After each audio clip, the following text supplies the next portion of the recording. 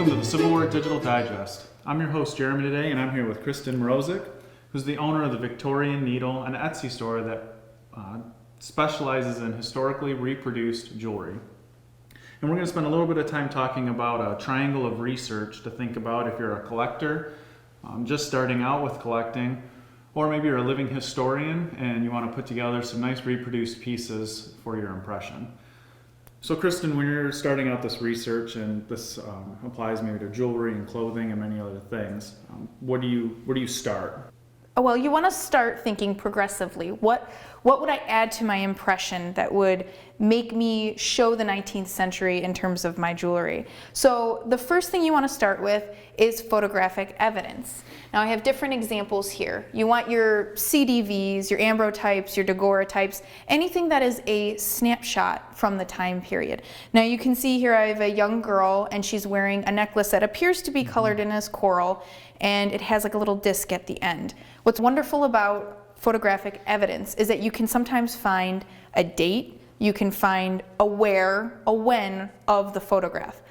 Unfortunately, photographic evidence also is grainy. Photography as an art was in its infancy, so you're not necessarily going to see the finer details of what a piece of jewelry was.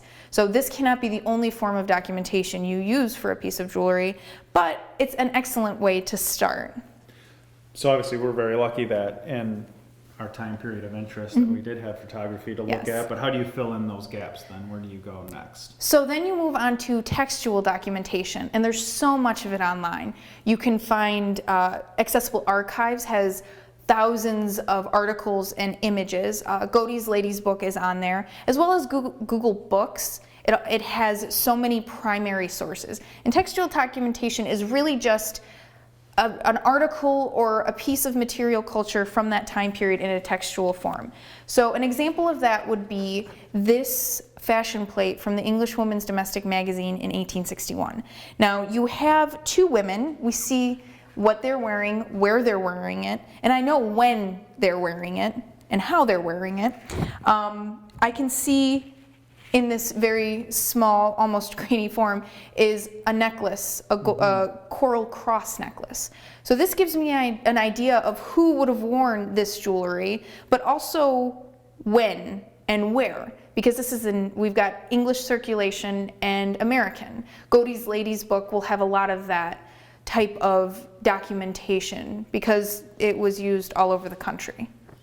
So if I'm just getting going in this, what are some must-have textual items to have? Well, you want your primary sources. You want access to any of those primary documentation directly from the time period. And actually on my blog, I have a link to many of the magazines on Google Sites, any of the online search engines that archive these. But you also want to look at books. I have a small collection. This is Who Wore What by Juanita Lesch. This was one of the first books I purchased. And what's wonderful is she takes an almost scientific approach to clothing, how a bodice was worn, how long a dress was, who in what age group would have worn what. And in terms of jewelry, a book like this is wonderful because it makes you ask the right questions. It makes you think about photography in terms of how it can be used in your impression, but also textual documentation. So I have a collection of books that I use. I also use The Way They Were Dressed by Donna Abraham. She has a wonderful selection of photographic images, but also she asks some of the right questions. So now we've covered the photos and the textual. Where do you go next? I finally look at surviving originals, and I have a small collection here, but you can find so many of them online. And if you go on the Met Museum archive that they have online, you can zoom in and almost rotate your pictures. It's wonderful. When you have a surviving original, you can answer the what of a piece of jewelry. What is it made of? How does it function? The what and the how are two really important questions that surviving originals will show you. An example of that would be this brooch. You have a horseshoe, you have coral, you can see how the coral is cut, you can see the clasp on it, and you can see how it's put together with the metal. This tells me more of a hands-on how does this piece come together to be a part of the 19th century as a whole? So Kristen, one of the things we found talking about reproductions for living historians is to think about context. Can you talk a little bit about how the context fits in on the civilian side? Context is certainly important when you're talking about jewelry. Just like today, you wouldn't wear a gold expensive necklace while you go play sports. It's important that you dress appropriately in terms of clothing and jewelry. You wouldn't wear a ball gown in the middle of a field. You would wear a ball gown to a ball. So your jewelry should match that situation. Also, what is your impression? Are you a farmer's wife? If you're a farmer's wife, you're probably not going to have the same access to jewelry that perhaps a lawyer's wife in New York would have.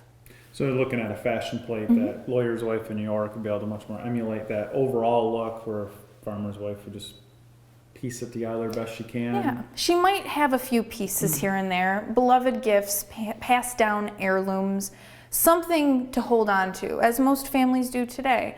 But she wouldn't have the grandeur that you would find in the ballrooms of big cities. So what's a great example where you put all of this together in one of the pieces that you've produced?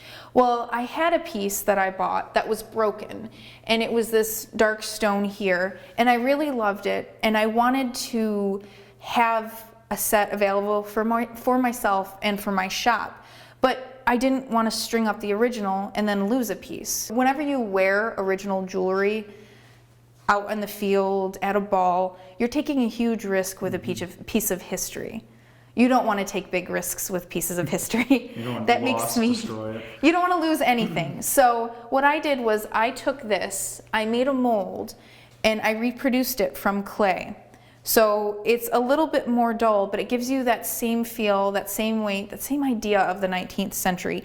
And I can hide my antique away where it's not going to get lost in some grass. So. Perfect. Good advice. Yes. Well, thank you for your time. A lot of great advice and tips, where to go with the photographs, the textual, and then finally looking at originals, whether you can get a hold of those yourself or there's a lot of online resources to be able to look at as well. In the comments section, we'll put some links over to Kristen's blog as well as her Etsy store, and also a research page that will have some links out to some of the resources that she talked about.